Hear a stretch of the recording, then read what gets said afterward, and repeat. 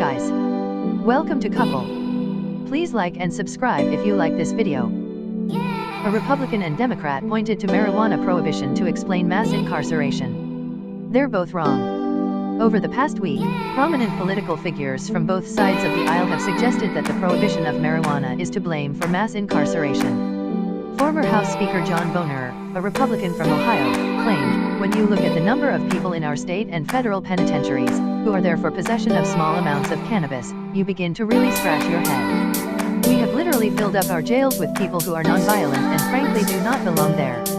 Senator Brian Schatz, a Democrat from Hawaii, tweeted, "More than 2 million in jail, mostly black and brown, many for holding a small amount of marijuana." The suggestion, however, is wrong. It is true that a lot of people are arrested each year for marijuana. In 2016, nearly 600,000 people were arrested for simple marijuana possession. These arrests on their own can create huge problems, leading to criminal records that can make it harder to get a job, housing, or financial aid for college. But these arrests are only a small part of America's mass incarceration problem. First, most people in jail or prison are not in for drug charges at all. According to the Prison Policy Initiative, around 21% of people in jail or prison are in there for a drug crime, including marijuana possession. So the great majority of people are not incarcerated due to drugs. And, contrary to Boehner's claim about nonviolent offenders, about 42% of people in jail or prison are in there for violent crimes, making violent offenses the single biggest driver of incarceration out of all offense categories. Prison Policy Initiative: how many of the 21% of drug offenders are in for marijuana possession?